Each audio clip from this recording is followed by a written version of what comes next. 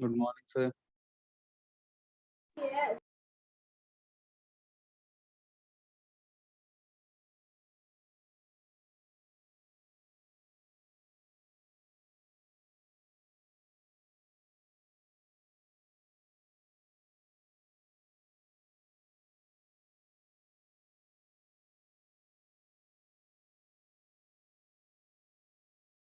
Good morning, sir.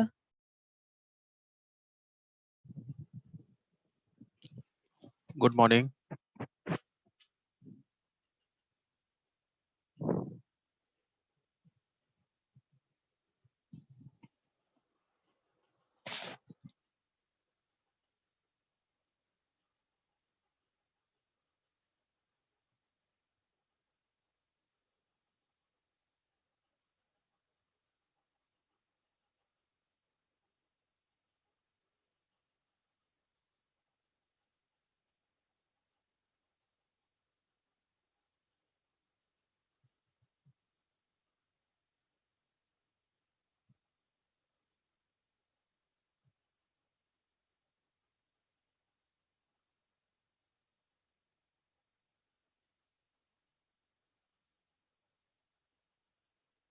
Okay चलिए start करते हैं।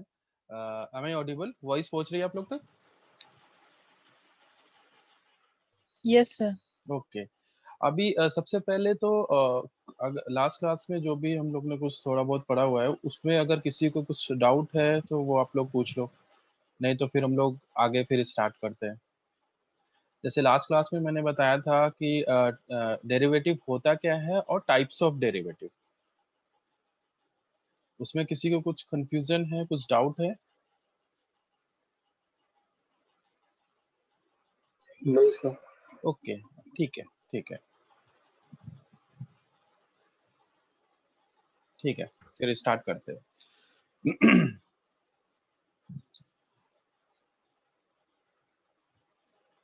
तो जैसे कि मैंने लास्ट क्लास में बताया था, derivative is defined as securities whose value are determined by the market price of some other asset.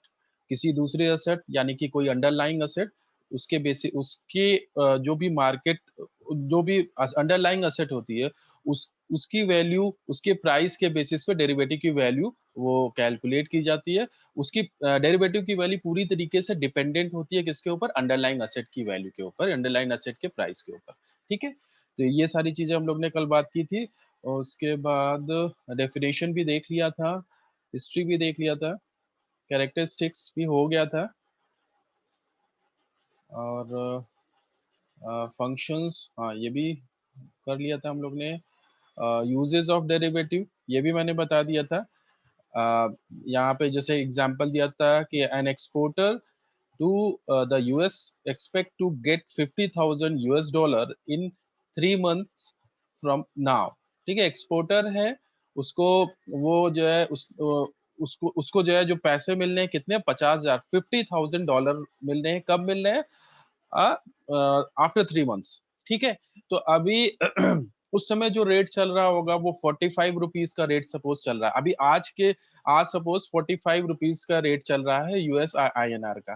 ठीक है, यानी कि 1 US dollar is equal to 45 rupees. खैर अभी इस समय तो मेरे ख्याल से 70 के ऊपर होगा, लेकिन ये हम मान लेते हैं कि अभी रेट 45 का है। तो अभी लेकिन पैसे जो मिल रहे हैं, जो $50,000 जो मिल रहे हैं US डॉलर, वो अभी नहीं मिल रहे हैं, तुरंत नहीं मिल रहे हैं। वो कब मिल रहे हैं? आफ्टर 3 मंथ्स, 3 महीने के बाद मिल रहे हैं। अभी प्रॉब्लम ये है कि ये जो 45 का रेट है ये हो सकता है फ्यूचर में चेंज हो जाए, हो सकता है ये 45 से कम हो जाए या फिर ज्यादा हो जाए। अभी जो एक्सपोर्टर है उसको लग रहा है यार अगर कम हो गया तो मेरा तो नुकसान हो जाएगा। ठीक है, क्योंकि उसकी वैल्यू कम हो जाएगी, जो 50,000 जो US डॉलर उसको मिलने हैं उसको, वो उसकी वैल्यू कम हो जाएगी उस टाइम पे। तो उसने वो रिस्क को कम करने के लिए वो यहाँ पर डेरिवेटिव कॉन्ट्रैक्ट कर सकता है, उस रिस्क, उस प्राइस को फिक्स कर सकता है। कैसे? वो बैंक चाहेगा, वहां से बोलेगा कि भाई हाँ मुझे 45 के रेट में $50,000 3 मंथ के बाद मिलने हैं, आप वो प्राइस को फिक्स कर दो। उसके लिए, उस प्राइस को फिक्स करने के लिए उसको डेरिवेटिव कॉन्ट्रैक्ट करना पड़ेगा और प्रीमियम पे करना पड़ेगा बैंक को। ठीक है, तो अभी चाहे वो प्राइस बढ़ेगा या कम होगा, उसको 45 के रेट से उस टाइम पर आफ्टर 3 मंथ उस टाइम पर उसको वो रेट मिल जाएगा। ठीक है, तो इस तरह से डेरिवेटिव कॉन्ट्रैक्ट किए जा सकते हैं। देखिए, सबके जो भी इन्वेस्टर होते हैं डेरिवेटिव कॉन्ट्रैक्ट में, उनका सबका अलग अलग मोटिव होता है। अभी मैं बताऊंगा कितने तरह के इन्वेस्टर हो सकते हैं डेरिवेटिव मार्केट में और सबका क्या क्या मोटिव हो सकता है। ठीक है, कुछ होंगे जो प्रॉफिट के लिए ट्रेडिंग करते हैं, कुछ होते हैं जो रिस्क को कम करने के लिए ट्रेडिंग करते हैं। ठीक है, वो आगे हम लोग देखेंगे। Difference between shares and derivative. तो यहाँ पे देखिए डिफरेंसेस बताए गए। शेयर्स यानी स्टॉक की बात कर रहे हैं और डेरिवेटिव की बात कर रहे हैं। तो अगर शेयर्स की बात करें तो शेयर्स आर प्राइमरी और डेरिवेटिव आर सेकेंडरी। मतलब कि वही है कि शेयर्स जो है उनकी वैल्यू उनके ऊपर किसी दूसरे स्टॉक के ऊपर डिपेंडेंट नहीं होगी। ठीक है, और अगर हम लोग डेरिवेटिव की बात करें तो वो अंडरलाइंग असेट के ऊपर पूरी तरीके से डिपेंडेंट होते हैं। तो वो एक तरह से सेकेंडरी इंस्ट्रूमेंट है। ठीक है, risk limited within company and unable to stop. ठीक है, इधर रिस्क की बात, इधर यहाँ पर आप रिस्क को रोक नहीं सकते। अगर मैं स्टॉक की बात करूं, वहां पर क्या है, आपको आपने जो है स्टॉक को खरीदा और फ्यूचर में हो सकता है प्राइस कम हो जाए या हो सकता है प्राइस बढ़ जाए। ठीक है, और अगर प्राइस कम हो रहा है तो आपको लॉस होगा, अगर प्राइस बढ़ रहा है स्टॉक का तो आपको प्रॉफिट होगा। लेकिन डेरिवेटिव के केस में ऐसा नहीं है। यहाँ पर आप रिस्क को डाइवर्सिफाई कर सकते हैं। मतलब अगर प्राइस मार्केट गिर रही है या स्टॉक का प्राइस गिर रहा है, फिर भी आपको प्रॉफिट उधर अर्न कर सकते हैं डाइवर्सिफाई करके। ठीक है, अलग अलग स्ट्रेटेजी लगाकर। जैसे यहाँ पे लिखा हुआ risk are diversified through speculation, arbitrage and hedging. ये सारी चीजें अभी हम लोग आगे पढ़ेंगे। ये तीनों जो भी टर्म्स है ये क्या होते हैं अभी आगे हम लोग पढ़ेंगे। उसके बाद शेयर्स आर मेन प्रोडक्ट। ठीक है, लेकिन डेरिवेटिव आर बाई प्रोडक्ट। मतलब ये तो बाई प्रोडक्ट से मतलब है या कोई भी शेयर्स या कोई भी कमोडिटी उस पर आप डेरिवेटिव ले सकते हो ना, तो एक तरह से ये बाई प्रोडक्ट होगा। उसके बाद शेयर्स की बात करें, इंडिपेंडेंट। डेरिवेटिव डिपेंडेंट होता है किसके ऊपर, अंडरलाइंग असेट के ऊपर डिपेंडेंट होता है। ठीक है, equity shares sorry equity drives it's value on market condition like demand and supply. ठीक है, इक्विटी शेयर्स होते हैं, उनकी जो वैल्यू होती है वो किसके ऊपर डिपेंडेंट होती है, बहुत सारे फैक्टर्स। केवल यहाँ डिमांड और सप्लाई की बात करें मगर ऐसा है नहीं। इक्विटी या शेयर्स की बात करें तो बहुत सारे फैक्टर्स होते हैं, जैसे कि इकोनॉमी कैसी है, मार्केट की सिचुएशन कैसी है, उस स्टॉक की डिमांड और सप्लाई, उस जो भी स्टॉक है उसके उस ऑर्गेनाइजेशन का फाइनेंशियल स्टेटस क्या है। ठीक है, इंडस्ट्री का क्या कैसा फाइनेंशियल स्टेटस है। तो सारी चीजें, बहुत सारे चीजें जो बहुत सारे फैक्टर्स होते हैं जिसके ऊपर डिपेंडेंट होती है जो भी इक्विटी की जो भी प्राइस होगी। लेकिन डेरिवेटिव की बात करें तो derivative drives it's value from the movement performance of the one और मोर अंडरलाइंग असेट। जो भी उसका अंडरलाइंग असेट है उसके ऊपर पूरी तरीके से डिपेंडेंट होते हैं। जैसे जैसे उधर मूवमेंट होगा वैसे वैसे आपके डेरिवेटिव की वैल्यू में भी मूवमेंट होगा। उसके बाद नेक्स्ट डिविडेंड। यहाँ पे अगर मैं इनकम की बात करूं तो इनकम, अगर मैं इक्विटी शेयर्स की बात करूं तो यहाँ पे इनकम कैसे हो रहा है, डिविडेंड। जो भी डिविडेंड जो आपको मिल रहा है वो आपकी इनकम होगी। लेकिन अगर मैं डेरिवेटिव की बात करूं तो जो प्राइस मूवमेंट है, ठीक है, वो उसके बेसिस पे उधर प्रॉफिट होता है या फिर जो भी रिटर्न मिलता है वो प्राइस मूवमेंट, प्राइस फ्लक्चुएशन पे मिलेगा। वो अपवर्ड मूवमेंट भी हो सकता है, डाउनवर्ड मूवमेंट भी हो सकता है। ठीक है, अगर डाउनवर्ड मूवमेंट है उस समय भी प्रॉफिट लिया जा सकता है डेरिवेटिव में।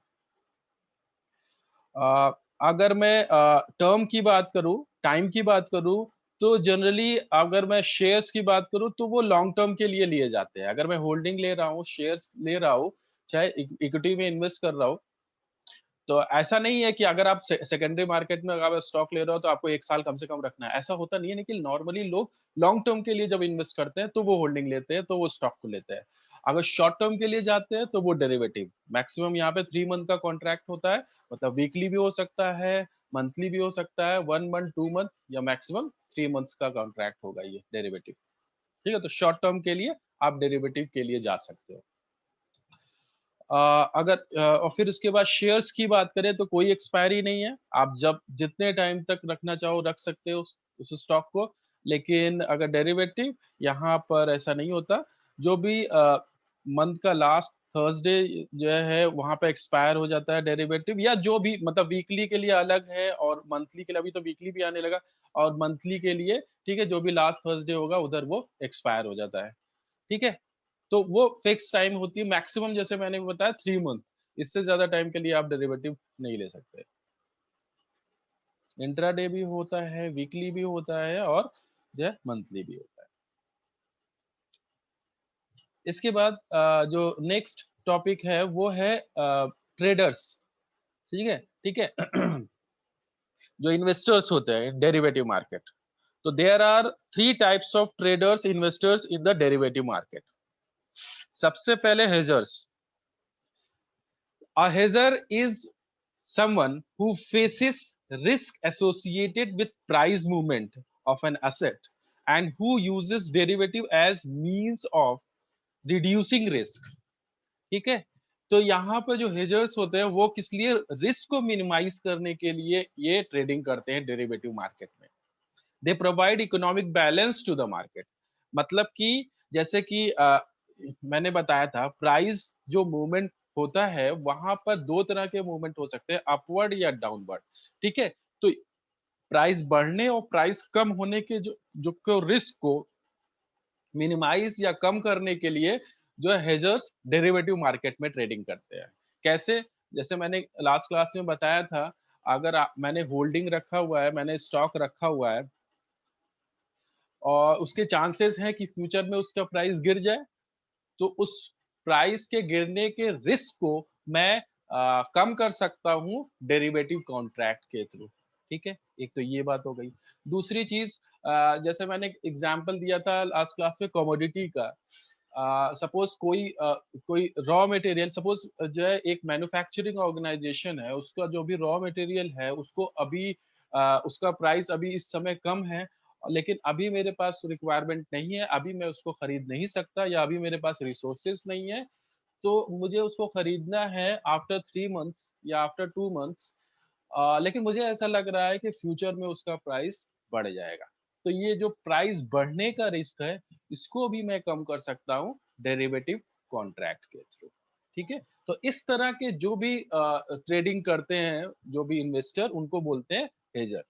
ठीक है, कोई doubt? No sir. Okay fine. ये सारी चीजें आप लोग ने पढ़ी हुई है क्या? यस सर, पता ही है लगभग। अच्छा अच्छा, पता है। नहीं नहीं, लास्ट सेमेस्टर में ये पढ़ा हुआ था कि नहीं? सर पढ़ा था सर। सर हैजर डेरिवेटिव्स, तो बेसिकली पढ़ा ही रहता है, हैजर तो स्पेकुलेटर। डेरिवेटिव्स भी पढ़े थे पोर्टफोलियो डेरिवेटिव, में। हाँ डेरिवेटिव मतलब वहां तो इंट्रोडक्शन पार्ट केवल होगा, उससे ज्यादा कुछ होगा हाँ नहीं। हाँ सर। हम्म। सर हेजर एंड अच्छा, ये सारी स्पेकुलेटर। चीजें पढ़ी थी। चलो तो फिर तो अच्छा है, फिर तो बढ़िया है। ठीक है, तो अभी स्पेकुलेटर तो फिर पता ही होगा, स्पेकुलेटर जो मतलब कि प्रॉफिट के लिए, रिटर्न के लिए जो इन्वेस्ट कर रहे होते हैं डेरिवेटिव मार्केट में। ठीक है, a trader who enters into future market for pursuit of profit accepting risk। ठीक है, जो रिस्क को एक्सेप्ट करते हैं किस लिए, प्रॉफिट को अर्न करने के लिए। They provide liquidity and depth to the market. मतलब क्या है, जो केवल प्रॉफिट या रिटर्न के लिए काम करते हैं। स्पेकुलेटर्स तुम लोग ने पढ़ा ही होगा, जो शॉर्ट टर्म के लिए इन्वेस्ट कर रहा है सबसे पहले और रिटर्न के लिए जा रहा है। जैसे अगर मैं डेरिवेटिव मार्केट से हट के बात करूं, प्राइमरी मार्केट की बात करूं। ठीक है, प्राइमरी मार्केट मतलब कि जहाँ पर आईपीओ वगैरह इश्यूज किए जाते हैं, आप लोगों को पता ही होगा। तो वहां पर अगर सपोज कोई इन्वेस्टर है, उसने क्या किया, बिडिंग की, उसको शेयर्स स्टॉक अलॉट हुए और जैसे ही मार्केट ओपन होती है उसने उसको सेल कर दिया, तो शॉर्ट टर्म के लिए, तो उनको बोलते हैं स्पेकुलेटर्स। या सेकेंडरी मार्केट में भी जो ऐसे इन्वेस्टर जो बाई करते हैं स्टॉक को और जैसे ही उनको प्रॉफिट लगता है तुरंत उसको विद इन फ्यू आवर्स या विद इन फ्यू वीक्स वो उस स्टॉक को, उस शेयर को बेच देते हैं। ज्यादा लंबे टाइम तक अपने पास नहीं रखते हैं, उनको स्पेकुलेटर बोलते हैं। तो वही कॉन्सेप्ट यहाँ पर भी है डेरिवेटिव मार्केट में, जो बहुत ज्यादा टाइम के लिए नहीं, थोड़े टाइम के लिए उन्होंने इन्वेस्ट कर रहे होते हैं और प्रॉफिट के लिए जो डेरिवेटिव मार्केट में केवल प्रॉफिट के लिए जो है इन्वेस्ट कर रहे होते हैं, उनको स्पेकुलेटर बोलते हैं। ठीक है, इसके बाद ये थोड़ा सा अलग है, आर्बिट्रेजर्स। आर्बिट्रेजर्स क्या होता है, एक ही सेम टाइम पे वो दो अलग अलग मार्केट में एक ही स्टॉक या एक ही कमोडिटी पे इन्वेस्ट करते हैं। कैसे? देखो जैसे कि सपोज दो अलग अलग मार्केट, जैसे एनएससी हो गया, बीएससी हो गया, या फिर एक होता है स्पॉट मार्केट जो होता है, ठीक है। तो वहां पर सपोज कोई स्टॉक है, वो हर जगह उसकी ट्रेडिंग आपको एनएससी में भी हो रही है, बीएससी में भी हो रही है, जो स्पॉट मार्केट है वहां पर भी हो रही है। कोई कमोडिटी सपोज है, कमोडिटी की बात करते हैं, ठीक है। तो वो अलग अलग, लेकिन तीनों मार्केट में अलग अलग प्राइस रेट है, ठीक है। जो रेट है, जो प्राइस है, वो अलग अलग है, ठीक है। थोड़ा बहुत मतलब डिफरेंस होगा। अगर आप लोग देखोगे एनएससी और बीएससी कभी देखना कोई स्टॉक को, तो बहुत थोड़ा सा डिफरेंस होता है दोनों के प्राइस में, ठीक है। या कोई कमोडिटी की बात करें, तो वो जो स्पॉट जो है रियल मार्केट, जो स्पॉट मार्केट होते हैं, वहां पर आपको प्राइस अलग दिखाई पड़ेगा और स्टॉक मार्केट में अलग, थोड़ा सा जो है वहां डिफरेंस देखने को मिलेगा, ठीक है। तो वो जो डिफरेंस है उसका फायदा उठाते हैं आर्बिट्रेजर्स, ठीक है।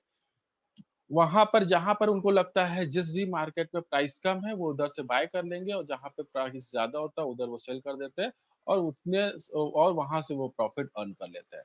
वही चीज यहाँ पर बताई गई है, person who simultaneously enters into transactions in two or more market to take advantage of, जो भी प्राइस जो भी अलग है, ठीक है। जो भी मतलब कि उन्होंने एक ही टाइम पे कई मार्केट में इन्वेस्ट कर रहे हैं, और एक ही स्टॉक या एक ही कमोडिटी पे, लेकिन उसके जो है अलग अलग मार्केट में अलग अलग उसके स्टॉक के प्राइजेस है, ठीक है। तो उसका एडवांटेज लेके जो प्रॉफिट अर्न करता है।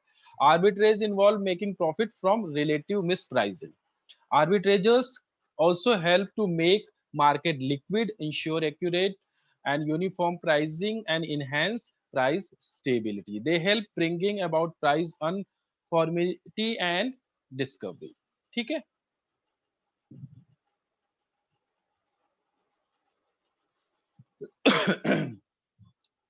उसके बाद यहाँ पर अंडरलाइंग असेट की बात कर रहे हैं। जो आप लोग को पता ही है अंडरलाइंग असेट होता क्या है। The underlying asset is a fundamental concept in derivative trading because it allow investor to speculate risk and purchase options to limit the downside risk of future stock price movements. In addition, it represents the component of agreement that provides value to the contract. For instance यहाँ पे देखिए, जैसे example दिया गया है, आप लोग को पता ही है कि भाई क्या होता है अंडरलाइंग असेट, मतलब जिस असेट पर आपने उस डेरिवेटिव को लिया हुआ है, वो असेट कुछ भी हो सकता है। जैसे यहाँ पर दिया गया एक कमोडिटी, ठीक है, हो सकता है वो असेट, या फिर कोई गोल्ड सिल्वर कोई मेटल हो सकता है, या फिर इंटरेस्ट रेट भी आपका अंडरलाइंग असेट हो सकता है, या फिर कोई स्टॉक शेयर वो अंडरलाइंग असेट हो सकता है, या इंडेक्स की बात करें तो ठीक है, निफ्टी। खैर सेंसेक्स, अगर हम लोग इंडेक्स की बात करें वहां पे ट्रेडिंग नहीं होती, केवल जो आपका इंडेक्स में ट्रेडिंग होती है वो निफ्टी में होती है, बैंक निफ्टी में होती है, ठीक है। और उसके बाद करेंसी।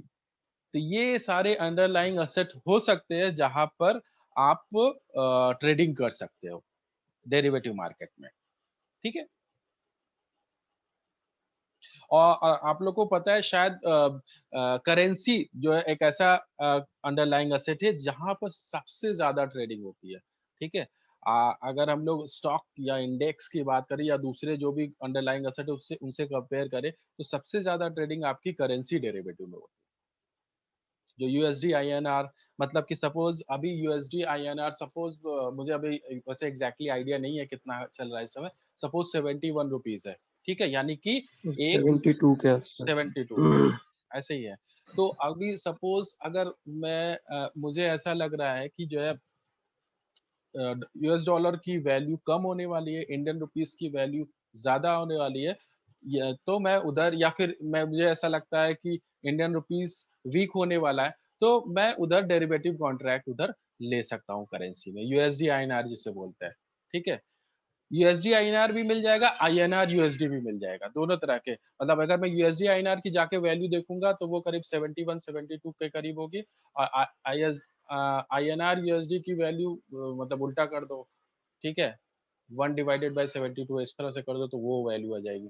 तो दोनों तरह से आप ट्रेडिंग कर सकते हो, मगर मेरे ख्याल से इंडिया में जो अलाउ है वो यूएसडी, मतलब यहाँ पे एनएससी में जो अलाउ किया गया है वो यूएसडी आईएनआर के बारे में को ही अलाउ किया गया है ट्रेडिंग के बारे में। वैसे मुझे इसके बारे में वैसे ज़्यादा पता नहीं, जो मुझे लगता है वो शायद यूएसडी आईएनआर में ही ट्रेडिंग होती है। ठीक है।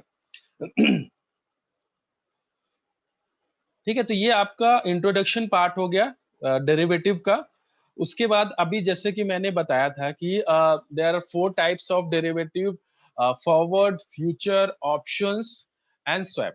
ठीक है, 2 ऐसे डेरिवेटिव हैं यानी कि फॉरवर्ड और स्वैप जिनकी ट्रेडिंग ओटीसी यानी ओवर द काउंटर होती है, मतलब कि वहां पर स्टॉक एक्सचेंज की जरूरत नहीं है। और एफएनओ यानी कि फ्यूचर्स एंड ऑप्शंस, इनकी ट्रेडिंग आपकी स्टॉक एक्सचेंज में होती है। ठीक है, तो सबसे पहले हम लोग स्टार्ट करते हैं फॉरवर्ड से। ठीक है, फॉरवर्ड पहले हम लोग फॉरवर्ड और फ्यूचर एक साथ पढ़ेंगे, उसके बाद ऑप्शंस और लास्ट में स्वैप।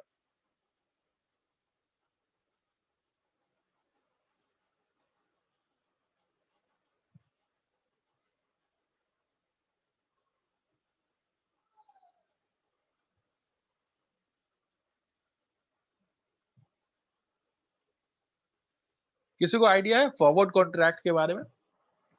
बता दो मुझे।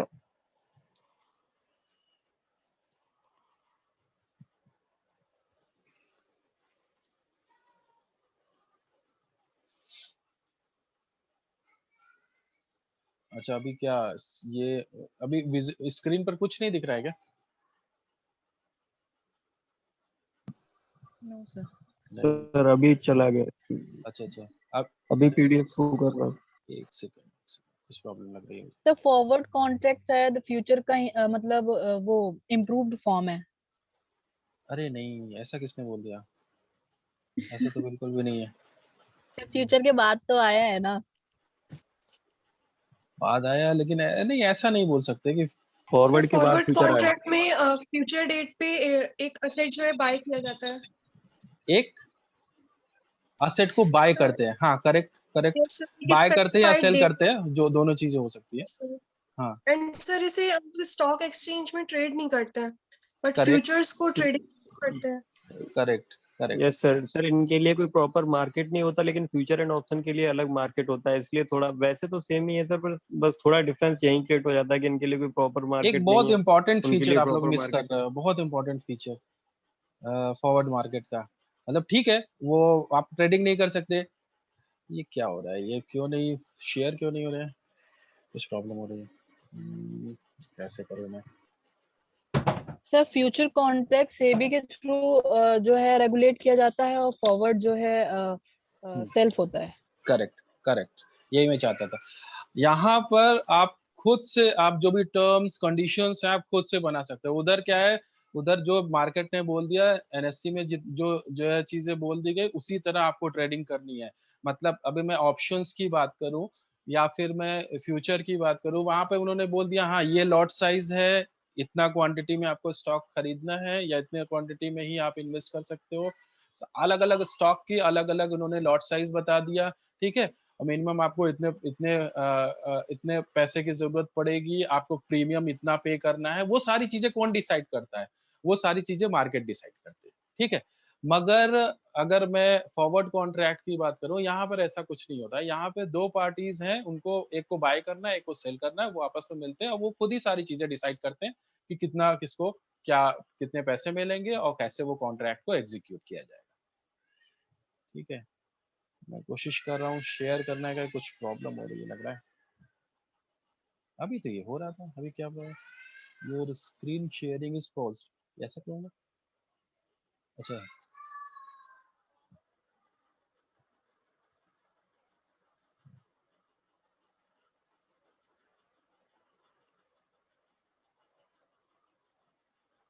रिज्यूम कर रहा हूँ, ये फिर भी नहीं हो रहा है।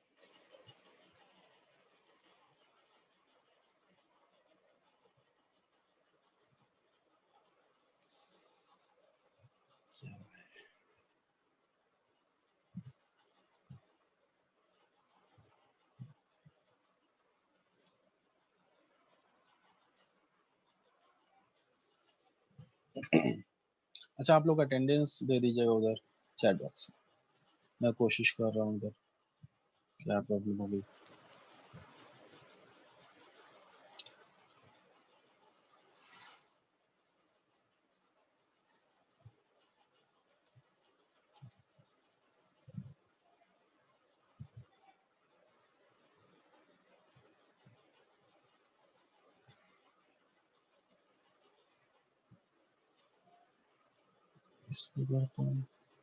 ये तो हो रहा है। अभी ठीक है? अभी दिख रहा है आपको? Yes sir, yes sir. Yes sir. ठीक है।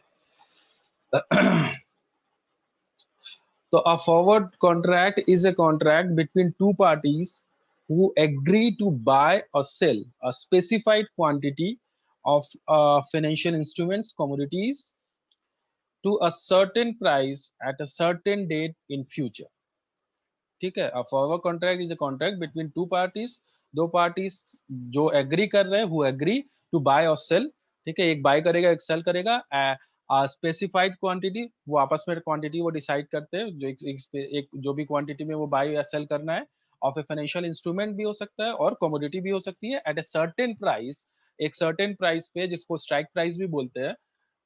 ठीक है, एक सेकेंड, हाँ, at a certain price at a certain date in future, एक एक डेट स्पेसिफाई करेंगे, हाँ, फ्यूचर की। ठीक है, आफ्टर 2 मंथ, 3 मंथ, 4 मंथ, ठीक है, जो भी डेट उन्होंने डिसाइड करनी है, वो डेट पे वो कॉन्ट्रैक्ट को वो एग्जीक्यूट करेंगे। ठीक है, forward contract are not standardised contract, जैसे मैंने अभी बताया। और सारे जो भी कॉन्ट्रैक्ट हैं, जैसे फ्यूचर्स की बात करूँ या ऑप्शंस की बात करूँ, स्वैप को भी हटा देते हैं, स्वैप भी ऐसा नहीं है। फ्यूचर या ऑप्शंस में स्टैंडर्डाइज्ड कॉन्ट्रैक्ट होते हैं, वहां पे सारी चीजें जो है स्टैंडर्डाइज्ड होती है, सब चीजें पहले से पता होती है, हाँ, आपको इतना में कॉन्ट्रैक्ट करना है, इतना आपको मार्जिन मनी की जरूरत है, इतना आपको प्रीमियम पे करना है, वो सारी चीजें मार्केट डिसाइड करता है। मगर यहाँ पर ऐसा कुछ नहीं है, जो दोनों पार्टीज मिले आपस में, उन्होंने जो भी एग्रीमेंट बनाना था उन्होंने बना लिया, जो भी चीजें उसमें डालनी थी, जितने भी जो भी चीजें करनी थी, वो दोनों एग्री करते हैं, दोनों पार्टीज ही बनाते हैं। ठीक है, they are OTC, over the counter, not traded in recognised stock exchange derivative that are tailored to meet specific user need. ठीक है, तो यहाँ पे डिफरेंस बस यही है कि यहाँ पर ये जो भी कॉन्ट्रैक्ट है ओटीसी है, ओवर द काउंटर है, और दूसरी चीज स्टैंडर्डाइज्ड नहीं है। ठीक है,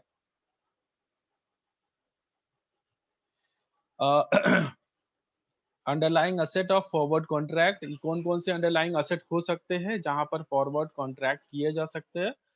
ट्रेडिशनल एग्रीकल्चरल और फिजिकल कोई भी कमोडिटी है। ठीक है, जैसे अभी मैंने एग्जांपल दिया था कि रॉ मटेरियल किसी भी मैन्युफैक्चरिंग ऑर्गेनाइजेशन को चाहिए, ठीक है, तो वो ज्यादातर वो लोग फिर फॉरवर्ड के लिए जाते हैं। ठीक है, तो वो एक चीज हो सकती है यहाँ पर। दूसरी चीज करेंसीज की बात करें, ठीक है, जैसे अभी मैंने एग्जांपल दिया था एक्सपोर्टर का, तो वहां पर फॉरवर्ड कॉन्ट्रैक्ट किया जा सकता है। उसके बाद इंटरेस्ट रेट भी वहां पे भी फ्लक्चुएशन होते हैं, तो वहां पर भी जो है, वहां पे अगर इंटरेस्ट रेट में फ्लक्चुएशन हो रहे हैं, रेट ऊपर नीचे हो रहा है, तो वहां पर भी रिस्क है रेट बढ़ने का या रेट कम होने का, तो वहां पर भी फॉरवर्ड रेट एग्रीमेंट यानी FRA वो किया जा सकता है। ठीक है, आगे इस सारी चीजें हम लोग डिटेल में पढ़ेंगे, एक एक चीज को। ठीक है, कमोडिटी, करेंसी और interest rate. Why forward contracts? They are customized contract unlike futures. Customize मतलब अपने अकॉर्डिंग आप यहाँ पे कॉन्ट्रैक्ट या एग्रीमेंट बना सकते हो, जो भी चीजें आपको सही लग रही है। ठीक है, और tailor made and more suited for certain purpose, useful when future do not exit. देखो, कुछ कुछ ऐसे कमोडिटी होते हैं जहाँ पे फ्यूचर आपको नहीं मिलेगा, तो आप वहां पर आप फॉरवर्ड कॉन्ट्रैक्ट कर सकते हैं।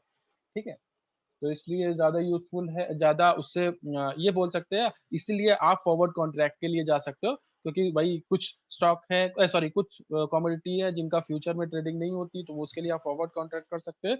और दूसरी चीज, ये कस्टमाइज्ड है, इसको अपने अकॉर्डिंग आप जो है ये एग्रीमेंट बना सकते हैं। ठीक है,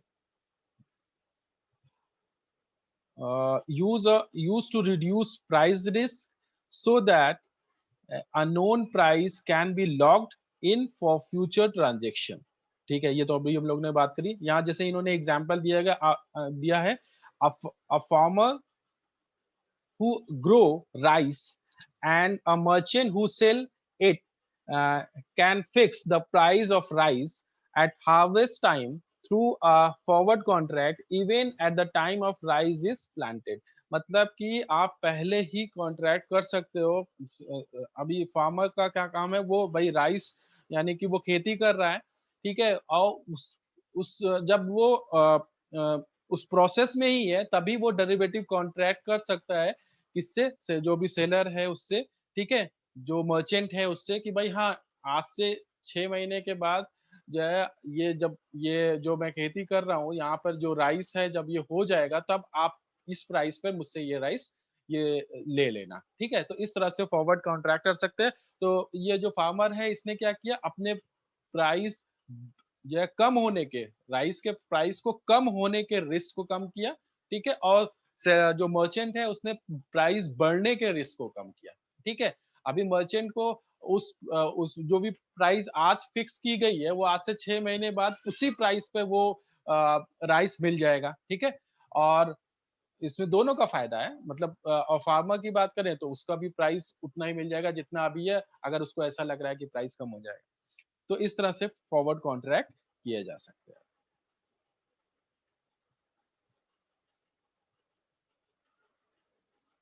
ठीक है, हाँ next, specifically made for particular purpose each item unique in terms of, जैसे कि मैंने अभी बताया कि टेलर मेड है, यहाँ पर कस्टमाइज कॉन्ट्रैक्ट है, यहाँ पर आप क्वांटिटी हो, प्राइस हो या फिर डेट, जो एक्सपायरी डेट है वो आप खुद से डिसाइड कर सकते हैं, मगर फ्यूचर्स में या फिर ऑप्शंस में ऐसा कुछ नहीं है। उधर जो भी डेट है, क्वांटिटी है, प्राइस है, वो सारा कुछ मार्केट डिसाइड करते हैं, मगर फॉरवर्ड कॉन्ट्रैक्ट में आप दोनों खुद डिसाइड कर सकते हैं, जो भी दोनों पार्टीज है वो मिलके आपस में डिसाइड कर सकते हैं, हाँ इस क्वांटिटी में, इस प्राइस में और इस डेट के लिए हमको एग्रीमेंट करना है। लेकिन ऑप्शंस की अगर हम लोग बात करें तो वहां पर क्या होता है, आपको क्वांटिटी भी मार्केट बताता है कि भाई हाँ ये लॉट साइज है, 75 की लॉट साइज है, 500 की, 1000 की लॉट साइज है, इतना तो आपको खरीदना ही है। फिर सपोज 1000 की लॉट साइज है, ठीक है, तो मैंने सपोज 2 कॉन्ट्रैक्ट किया तो मुझे 2000 क्वांटिटी का वो कॉन्ट्रैक्ट करना पड़ेगा। अगर मुझे 1500 का चाहिए मुझे नहीं मिल पाएगा, ठीक है, या मुझे 500 का चाहिए मुझे नहीं मिल पाएगा, मुझे 1000, 2000, 3000, 4000 का ही मैं ले सकता हूँ, ठीक है। मगर यहाँ पर ऐसा नहीं है, आप जो भी आपको क्वांटिटी आपको सही लग रही है, जितना भी आपको करना है उसको उस क्वांटिटी में आप इधर एग्रीमेंट कर सकते हैं। प्राइस भी वहीं पर, वो प्राइस भी आप जो है खुद से नहीं बता सकते, प्राइस भी वो जो है अगर मैं ऑप्शंस की बात करूं या फिर मैं फ्यूचर की बात करूं, वहां पे प्राइस खुद ही, स्ट्राइक प्राइस खुद ही दिया रहता है कि ठीक है 100, 110, 120, 140 इस तरह से प्राइसेस दिए होंगे जिस भी प्राइस पे आपको लेना चाहे, ठीक है। तो अगर 100, 110 दिया गया है तो आप 105 पे नहीं कर सकते, ठीक है। लेकिन यहाँ पर फॉरवर्ड कॉन्ट्रैक्ट में ऐसा नहीं है, आप किसी भी प्राइस को जो है आपका कोई भी प्राइस पे आप फिक्स कर सकते हो, एग्रीमेंट कर सकते हो। डेट डेट भी वहां पर अगर जो है मैं फ्यूचर या ऑप्शंस की बात करूं, वहां पर आप डिसाइड नहीं करते हो, मार्केट ही डिसाइड करता है, लेकिन फॉरवर्ड कॉन्ट्रैक्ट में ऐसा नहीं है। Okay, features of forward contract, they are bilateral negotiated contract between two parties, अभी मैंने बताया सारी चीजें।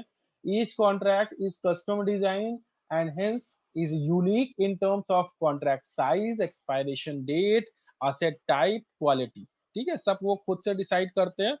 तो ऐसा नहीं होता कि अलग जो है फॉरवर्ड कॉन्ट्रैक्ट एक जैसे हो, स्टैंडर्डाइज्ड हो, ऐसा नहीं होता, वो सारे यूनिक होते हैं। वो दो दो पार्टीज जो होती है वो खुद डिसाइड करती है कि वो एक्सपायरेशन डेट क्या होगा, कॉन्ट्रैक्ट साइज क्या होगा, असेट टाइप, क्वांटिटी, क्वालिटी, वो सारी चीजें डिसाइड करेंगे वो दोनों पार्टीज जो एग्रीमेंट कर रहे हैं। Next, a contract has to be settled in delivery और कैश ऑन एक्सपायरी डेट, ठीक है। जो भी कॉन्ट्रैक्ट है उसको सेटल किया जाएगा, उसको एग्जीक्यूट किया जाएगा कब, एक्सपायरी डेट पे, ठीक है। ऑप्शंस जैसे डेरिवेटिव होते हैं वहां पर ऐसा नहीं होता, वहां पर आप कभी भी उसको आप चाहो तो एग्जीक्यूट करो, आप चाहो तो एग्जीक्यूट ना भी करो ऑप्शंस में, ठीक है। लेकिन यहाँ पर ऐसा नहीं है, आपको वो एग्जीक्यूट करना ही पड़ेगा उस contract. The contract price is generally not available in the public domain. ठीक है, वो बिल्कुल पब्लिक डोमेन में कैसे अवेलेबल होगी? वो भाई दो लोग मिले आपस में, उन्होंने डिसाइड किया और उन्होंने एग्रीमेंट कर लिया, वो आपको पब्लिक डोमेन में अवेलेबल थोड़ी ना होगा वो price. Next, if the party wishes to reverse the contract, it has to compulsory to go same to the go to the same counterparty, which often result in high prices being charged. तो अगर आपको reverse करना है, जो भी contract करना है कर किया हुआ है, आपको लग रहा है यार नुकसान हो जाएगा बहुत, अभी इसको कॉन्ट्रैक्ट को खत्म करना चाहिए, रिवर्स करना चाहिए, तो उसमें भी आपको कहाँ जाना पड़ेगा? वो जो काउंटर पार्टी है आप उसी के पास जा सकते हैं, जो दूसरी पार्टी है आप उसी के पास जाकर उस कॉन्ट्रैक्ट को रिवर्स कर सकते हैं, बाकी और कोई ऑप्शन नहीं होता आपके पास। लेकिन अगर मैं दूसरे जो भी डेरिवेटिव इंस्ट्रूमेंट्स हैं, सॉरी दूसरे जो डेरिवेटिव टाइप्स हैं जैसे कि फ्यूचर और ऑप्शंस की बात करूं, तो वहां पर तो भाई जो ट्रेडिंग हो रही है वो मार्केट में, तो आप वो कभी भी वहां से एग्जिट ले सकते हो, कभी भी अपने कॉन्ट्रैक्ट को रिवर्स कर सकते हो। ठीक है, आपको उसी काउंटर पार्टी के पास जाने की जरूरत नहीं है। ठीक है, यहाँ पर लेकिन ऐसा है कि आपको जिस पार्टी से आपने कॉन्ट्रैक्ट किया है उसी के पास जाना पड़ेगा, और उसी वहीं पर आप तभी आप रिवर्स कर सकते हो उस कॉन्ट्रैक्ट। ठीक है, एडवांटेजेस ऑफ फॉरवर्ड कॉन्ट्रैक्ट, ये एडवांटेजेस हैं, a flexible tool which reduces price uncertainty। ठीक है, जैसे अब मैंने अभी बताया था, अगर आप फॉरवर्ड की बात क्या करते हैं, अगर मैं डेरिवेटिव की बात करूं तो वो एक ऐसा इंस्ट्रूमेंट है, एक ऐसा टूल है जो आपके प्राइस अनसर्टेनिटी का जो भी रिस्क है उसको वो रिड्यूस करते हैं। ठीक है, the amount, quality and delivery details of an asset can be negotiated between both parties according to their need। तो ये फॉरवर्ड कॉन्ट्रैक्ट में ऐसा होता है, अभी हम लोग बहुत बार हम लोग अभी डिस्कस कर चुके हैं, मतलब यहाँ पर दोनों पार्टीज अपनी नीड के according quality, amount, price, delivery details, वो सारी चीजें डिसाइड करते हैं। प्रॉब्लम्स क्या हैं अभी? फाइंडिंग पार्टी सबसे बड़ी प्रॉब्लम तो यही है, आपको उस वो जो मैच करे आपको आपके जो भी रिक्वायरमेंट्स हैं वैसे वो पार्टी मिलना थोड़ा सा मुश्किल होता है। ठीक है, कि खोजना कि भाई हाँ वो जो भी आपकी कंडीशंस हैं वो सभी को एग्री करे। ठीक है, वो प्राइस जो आपको लग रहा है सही है उसको एग्री करे, वो टाइम के लिए एग्री करे। ठीक है, वो क्वांटिटी के लिए एग्री करे, वो सारी चीजें जो आपको जिस चीज की रिक्वायरमेंट है वो सारी चीजों के लिए वो ऐसी पार्टी को पहले खोजना होगा कि जो सारी कंडीशन सारी चीजों को एग्री करे, तभी आप वो कॉन्ट्रैक्ट कर सकते हो। तो वो थोड़ा सा मुश्किल होता है उस खोजना उसको। नॉन परफॉर्मेंस ऑफ कॉन्ट्रैक्ट और काउंटर पार्टी रिस्क, यहाँ पे ये सबसे बड़ी प्रॉब्लम है, काउंटर पार्टी रिस्क। मतलब जो दूसरी पार्टी है वो ऐसा ना हो कि वो परफॉर्म करने को ही मना कर दे, कह दे नहीं अभी अभी कॉन्ट्रैक्ट करना ही नहीं है। अगर उसको लग रहा है कि भाई मुझे लॉस हो रहा है बहुत ज्यादा इस कॉन्ट्रैक्ट को एग्जीक्यूट करने में, तो उसने एक्सपायरी डेट पे मना कर दिया, नहीं मुझे नहीं करना है, तो आप फिर दौड़ते रहो। ठीक है, आप केस करो, जो भी चीजें करो, तो वहां पे ये रिस्क इन्वॉल्व होता है। लेकिन अगर मैं स्टॉक मार्केट की बात करूं, फ्यूचर मार्केट की बात करूं, ऑप्शंस की बात करूं, वहां पर ऐसा नहीं होता, वहां पर कोई मना थोड़ी ना कर सकता है। वहां पर तो वो सारी चीजें उधर स्टॉक मार्केट में सारी चीजें पहले से ही मार्जिन मनी वगैरह ले लेते हैं, तो वहां पर तो कुछ बचता ही नहीं। मतलब जो भी चीजें हो रही है मार्केट रेगुलेट कर रहा है, और वहां पर जो है ये काउंटर पार्टी रिस्क नहीं होगा। ठीक है, नॉन ट्रांसफरेबिलिटी ऑफ कॉन्ट्रैक्ट। ठीक है, आप यहाँ पे जो भी कॉन्ट्रैक्ट है उसको ट्रांसफर नहीं कर सकते किसी दूसरे को। जो दोनों पार्टीज है जिन्होंने एग्रीमेंट किया है वो उन्हीं के पास रहेगा। लेकिन दूसरे अगर ऑप्शंस की बात करें या फ्यूचर्स की बात करें, वहां पर ट्रांसफर किया जा सकता है बीच में ही कॉन्ट्रैक्ट को, लेकिन यहाँ पर नहीं किया कर सकते। ठीक है, अगर ऑप्शंस की बात करें, सपोज मैंने बाय किया 3 महीने का, लेकिन मैंने बीच में ही उसको सेल कर दिया, तो वो कॉन्ट्रैक्ट दूसरे को ट्रांसफर हो गया। ठीक है, तो इस तरह से कर सकते हैं ट्रांसफर, मगर यहाँ पर फॉरवर्ड में ऐसा कुछ नहीं है। ठीक है, तो ये आपका हो गया प्रॉब्लम्स। आगे बढ़ते हैं। प्राइसिंग, हाँ ये pricing of commodity forward contract की बात करते हैं। प्राइस कैसे डिसाइड करते हैं? Commodity forward contract are priced as forward price of commodity